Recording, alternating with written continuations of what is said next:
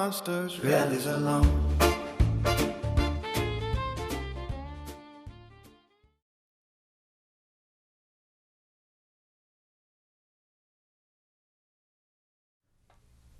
Creena, the Hag Queen, the Moss Mother, is the undisputed sovereign of the Whispering Bayou.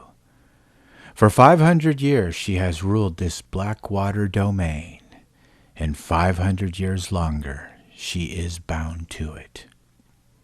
Here is her story. The Throne of Eternal Moss. Creena has built a dark palace, and the swamp is her home. It is a masterpiece of dark botany. Deep in the most convoluted, sun-starved heart of the swamp, she has coaxed a monumental bald cypress to grow not up, but an intricate, hollowed-out spiral that functions as a natural cathedral. Inside, the walls are entirely covered with bioluminescent fungi, casting a faint, pulse-like sapphire glow. Her bed is not a mattress. It's a colossal cushion woven from centuries of living, air-purifying peat and the softest Spanish moss, which she creates with a mental command. At the core of her dwelling is a basin carved from the cypress wood itself, which she uses as a scrying mirror. By dropping a single tooth from a particularly old garfish into the still water, she can view any part of her realm, and more dangerously, the dreams of those just beyond its borders.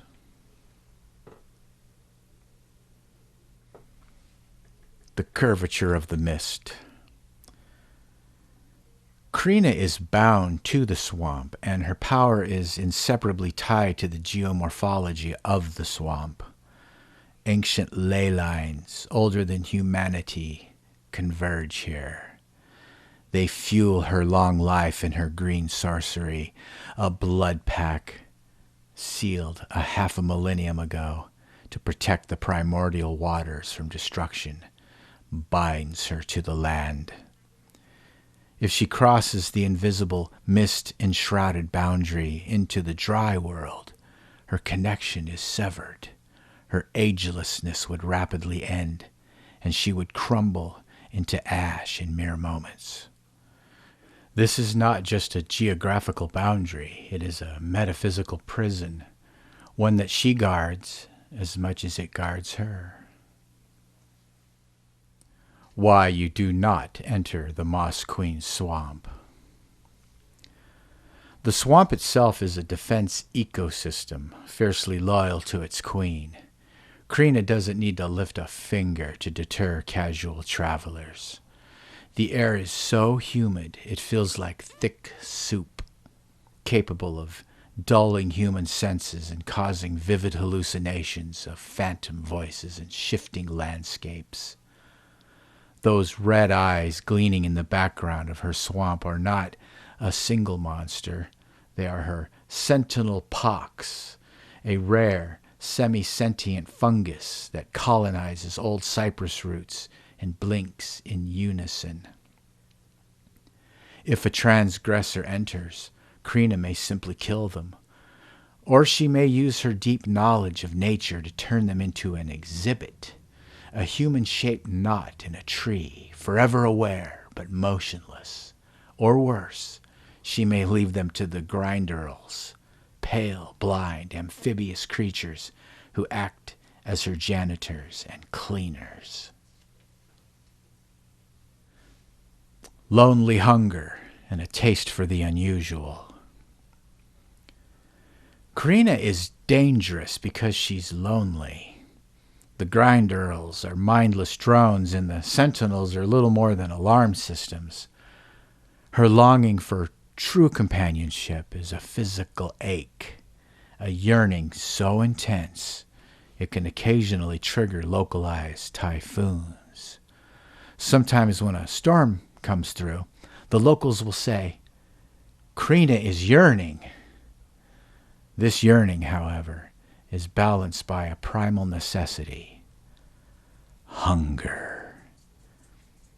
Creena does not eat conventional food. Her digestive system is adapted for efficiency and power. Her preferred meal is a specific type of ghost gar.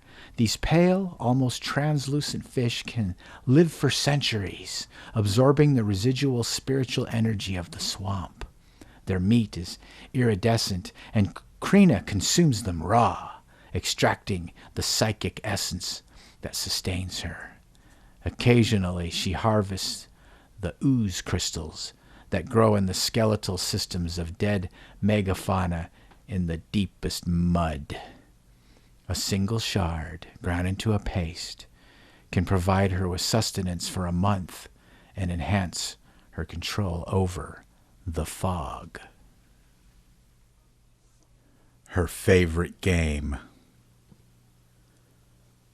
Her daily life is a quiet routine of territory management, but her favorite activity is a game she calls the Whisper and the Labyrinth.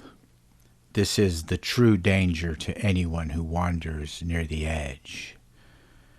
Using her cypress basin, Creena targets a nearby traveler. She projects her voice as a low, seductive whisper that sounds exactly like their lost love, or a crying child, or their greatest desire. If they take the bait and step into her fog, the labyrinth begins. She will not kill them, yet. Instead, she rearranges the very trees, mud, and landscape to lead them in deeper. If they find the exact moss-covered cypress stump, her true throne, and present to her a sincere gift of their own blood, she will grant them passage out.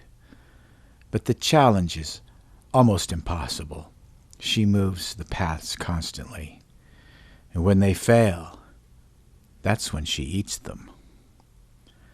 Why play? In that traveler's terror and frantic navigation, she finds an echoing, desperate mimicry of a true human interaction. It's not love, nor even companionship, but for a few precious hours, her world is not silent, and occasionally, just occasionally, a player's clever enough to almost succeed, making the longing for a real companion flare up with exquisite, dangerous intensity. Woe to those who wander too close. For she is Creena, Hag Queen, and Moss Mother of the Whispering Bayou. Reylee's Book of Monsters. Reylee's Book of Monsters. Monsters.